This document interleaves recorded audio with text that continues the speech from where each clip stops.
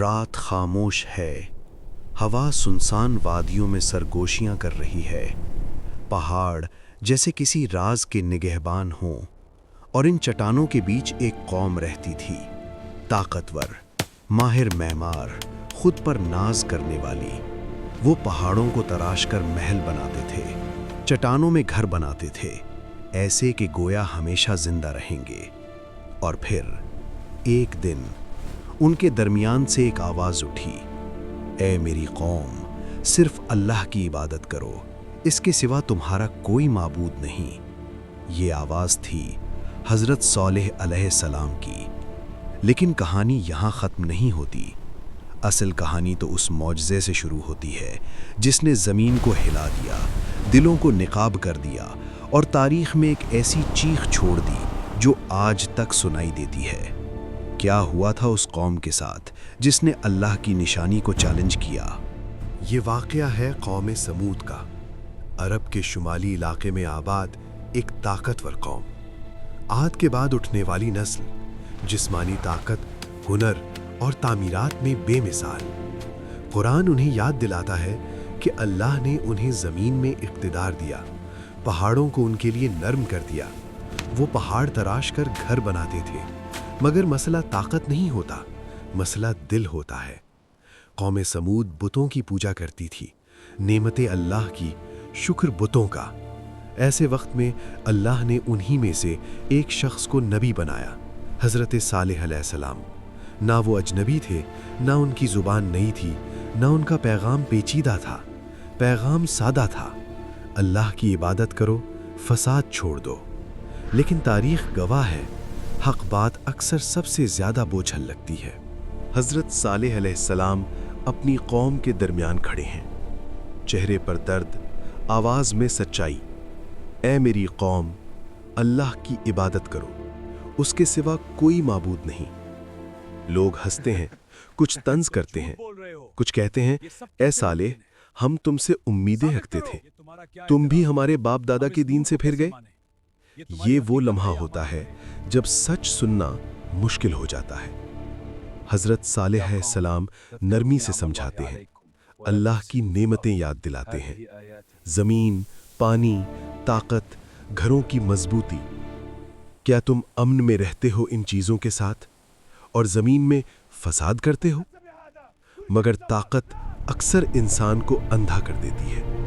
قوم کے سردار ڈرنے لگتے ہیں، نبی سے نہیں، پیغام سے، کیونکہ توحید ان کے بتوں کو گرا دیتی اور ان کے اقتدار کو بھی۔ بحث بڑھتی ہے، انکار سخت ہوتا ہے۔ قوم کہتی ہے، اگر تم سچے نبی ہو تو ہمارے لیے کوئی نشانی لاؤ۔ یہ چیلنج تھا، مذاق بھی اور ضد بھی۔ انہوں نے ایک عجیب شرط رکھی، ایک بڑی چٹان کی طرف اشارہ کیا، اس پہاڑ سے ایک اونٹنی نکالو، زندہ۔ وہ سمجھتے تھے یہ ناممکن ہے، وہ ہنس رہے تھے۔ حضرت صالح علیہ السلام نے اللہ سے دعا کی، اور پھر زمین خاموش ہو گئی، ہوا رک گئی، لوگوں کی نظریں اس چٹان پر جم گئیں۔ چٹان کانپی، دراڑ پڑی، اور اس کے اندر سے ایک عظیم الجثہ اونٹنی نکلی، زندہ، سانس لیتی ہوئی، اللہ کی نشانی۔ خاموشی چھا گئی۔ یہ کوئی جادو نہ تھا، یہ اللہ کی قدرت تھی۔ حضرت صالح علیہ السلام نے کہا، یہ اللہ کی اونٹنی ہے، اس کے لیے پانی کا ایک دن مقرر ہے، اور تمہارے جانوروں کے لیے ایک دن۔ اسے تکلیف نہ دینا، ورنہ عذاب قریب ہے۔ یہ صرف معجزہ نہیں تھا، یہ امتحان تھا۔ کچھ لوگ ایمان لائے، دل نرم ہوئے، آنکھوں نے سچ مان لیا، مگر سرداروں کو غصہ آیا، کیونکہ یہ معجزہ ان کی طاقت توڑ رہا تھا۔ اونٹنی ایک دن پانی پیتی، اور اس دن قوم کے جانور نہیں پیتے، مگر اللہ برکت دیتا۔ اونٹنی کا دودھ سب کو کافی ہوتا۔ یہ کھلی نشانی تھی، لیکن جن دلوں میں ضد ہو، وہ سورج کو بھی نہیں مانتے۔ قوم کے متکبر لوگ کہنے لگے، صالح نے ہمیں جادو میں مبتلا کر دیا ہے۔ حسد، تکبر، انکار، یہ سب مل کر سچ کو دفن کرنے لگے۔ قوم کے چند سرکش لوگ اکٹھے ہوئے۔ قرآن انہیں 9 سرداروں کا گروہ کہتا ہے جو زمین میں فساد کرتے تھے۔ انہوں نے فیصلہ کیا، इस ऊँटनी को ख़त्म करो।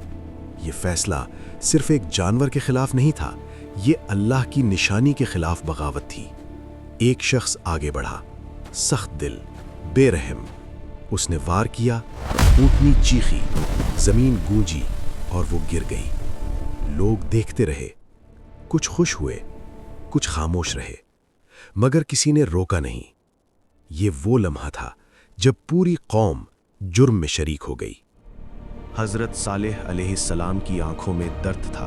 उन्होंने कहा, तुम अपने घरों में 3 दिन तक फ़ायदा उठा लो, ये वादा झूठा नहीं होगा। पहला दिन चेहरे जर्द, दूसरा दिन चेहरे सुर्ख, तीसरा दिन चेहरे सियाह। खौफ फैल गया, मगर तौबा ना आई। फिर एक ज़बरदस्त चीख, आसमानी आवाज़, ज़मीन का लरज़ा, दिल फट गए, जिस्म गिर गए, महल खामोश हो गए। सुबह हुई तो वो सब अपने घरों में औंधे पड़े थे, जैसे कभी आबाद ही न थे। हज़रत सालेह अलैहिस्सलाम और मोमिन बच गए। ये ताकत का अंजाम था जब वो अल्लाह के मुकाबिल आ जाए। कौम समूद की कहानी सिर्फ तारीख नहीं, ये आईना है। ताकत, टेक्नोलॉजी, इमारतें, ये सब बचा नहीं सकती अगर दिल अल्लाह से दूर हो। अल्लाह की निशानी को मजाक बनाना खतरनाक है, और सबसे बड़ा सबक, मौजज़ा देखकर भी दिल न बदले तो इंसान खुद को बर्बाद कर लेता है। आज भी इनकार, तकब्बुर और हक को झुठलाना कौमों को अंदर से खोखला कर देता है। अक्लमंद वो है जो समूद का अंजाम सुनकर अपना रास्ता दुरुस्त कर ले। अगर वीडियो पसंद आई हो तो वीडियो को लाइक करें, अपने दोस्तों में शेयर करें और नूरे इखलाक चैनल को सब्सक्राइब करके बेल आइकन को ऑल पे सेट कर दें। शुक्रिया।